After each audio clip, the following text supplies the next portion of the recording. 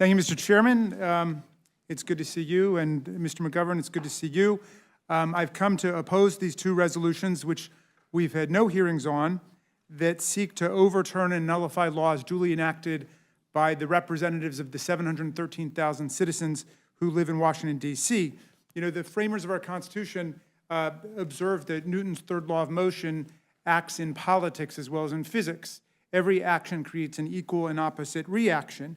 And the people of Washington dared to upset the apple cart in the last two Congresses by challenging their political disenfranchisement, their complete lockout from voting representation in the U.S. House and the U.S. Senate, and all of the political discrimination that is routinely waged against them. The only community of tax-paying, draftable U.S. citizens who have no voting representation in the Congress of the United States. And now today, they're starting to pay the price, at least if the majority gets its way. Now, Washingtonians have a real and old-fashioned political grievance, the kind of grievance that the framers of our Constitution understood well: disenfranchisement, taxation without representation.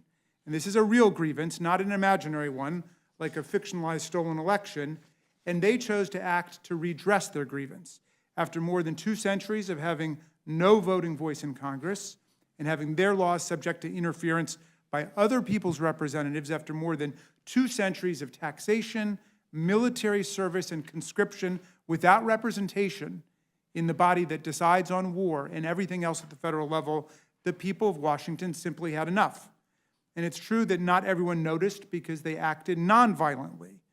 Even though they live right nearby, they didn't come and storm the Capitol and beat the daylights out of 150 Capitol police officers, breaking their arms and legs and ribs and jaws and noses, leaving many of them permanently injured and disfigured and traumatized. They didn't try to overthrow the government. They didn't threaten our lives, and they didn't get anyone killed. Indeed, on January 6, 2021, hundreds of Washingtonians serving as Metropolitan Police Department officers or Capitol Police officers and many others defended the Capitol with their bodies and their lives, while out-of-state insurrectionists and coup plotters and cop haters descended on the Capitol to attack us. Washingtonians acted to save the very Congress in which they still have no voting representation at all. You talk about patriotism, that's patriotism. But if they didn't try to violently overthrow the government and install a dictator, what did they do that's gotten everyone in the majority so upset with them that they want to overturn their local laws for the first time in more than 3 decades? Well, it's simple. They exercised their rights under the First Amendment, the 9th Amendment, and the 10th Amendment by speaking, assembling, organizing a statehood constitutional convention, and then submitting a petition for redress of grievances and for admission as a state to the Union. They did what 37 states have done successfully before them. They tried to get Congress to use our powers under Article 4 to end their second-class status and disenfranchisement by admitting them on an equal footing with the original 13 states. And this is apparently what has set the majority off. In the last 2 Congresses, in 2020 and 2021, the House voted to approve Washington's petition for admission to the Union as a state, bringing Washington that much closer to the plane of equality in the Union. D.C. statehood did not make it through the Senate in either case, but that provisional defeat for the people of Washington is apparently not enough for the new majority, which shrewdly understands that most statehood drives take many years and that D.C. statehood is picking up a lot of momentum. So the new majority has been constructed with votes of a lot of MAGA members, like Representative Green, who told us in the Oversight Committee the other day that the major civil rights issue she sees in Washington today is the discriminatory mistreatment, not of Washingtonians, but of MAGA insurrectionists who are in jail for assaulting officers, interfering with a federal proceeding, and engaging in seditious conspiracy, which means conspiring to overthrow the government of the United States.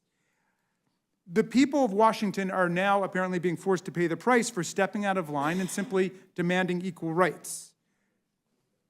The majority wants to teach them a lesson for talking about statehood and opposing insurrection. And they want to turn the clock back on D.C.'s home rule power and relive the glory days when Washington was run like a colony by some racist Dixiecrats out of the House District Committee.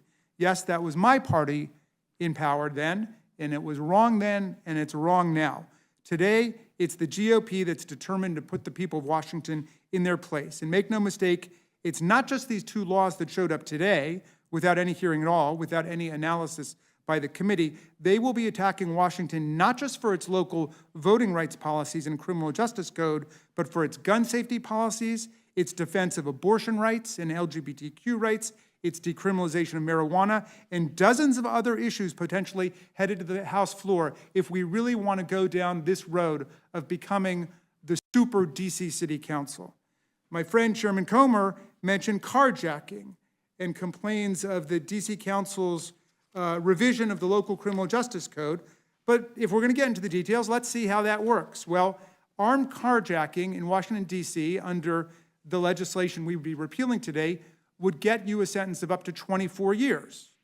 In Arizona, the most you could get would be 10 years. In Georgia, the most you could get would be 20 years.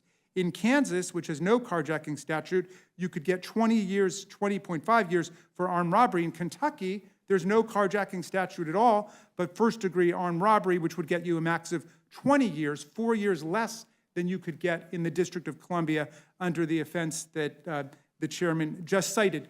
Do we really want to sit as a super state legislature micromanaging the laws of this jurisdiction? It just makes no sense to enter into a policy analysis of the district's particular laws any more than it would make sense for us to do that to Kentucky or Massachusetts or Oklahoma. Is this really how we want to be spending our time?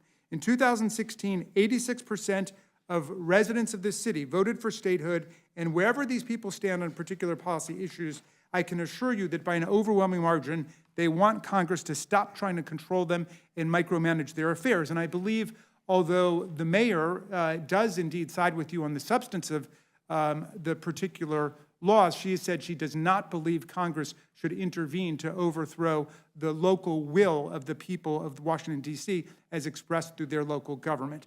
The D.C. population is larger than that of 2 states. It pays more federal taxes per capita than the people of any state, and they pay more in hard dollars than the people of 23 states. And you might look to see exactly where your state fits on that. The D.C. has a gross domestic product larger than the GDP of 17 states. Its bond rating is higher than that of 32 states. So the majority today seeks to use an arcane procedure that's only been used 3 times since D.C. got home rule back in 1973. The last of these resolutions was over 3 decades ago when Congress disapproved a D.C. law related to building height restrictions. The final point I want to make is that there is a powerful logic to the dynamics of statehood in American history. We were designed as a constitutional republic on democratic principles, and when the Northwest Ordinance was adopted, Thomas Jefferson was very clear that no community of free citizens was to be controlled and lorded over by other people's representatives in the federal government. Everyone would be on the eventual path to statehood, self-government, and political equality and freedom.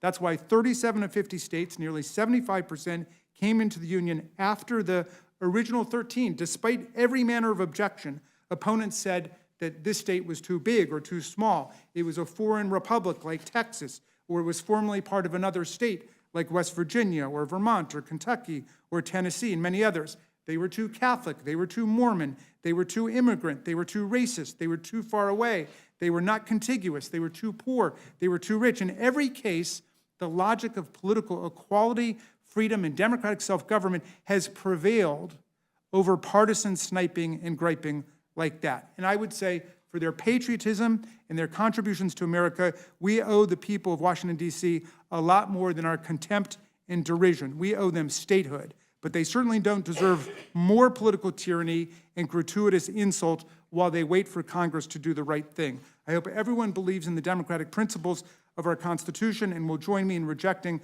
this radical attempt to interfere with D.C.'s duly enacted laws. I thank you, Mr. Chairman. I yield back. Thank you both for your testimony. I ask unanimous consent to insert into the record letters from the D.C. Police Union and the National Fraternal Order of Police expressing support for H.J. Res. 26. Hearing no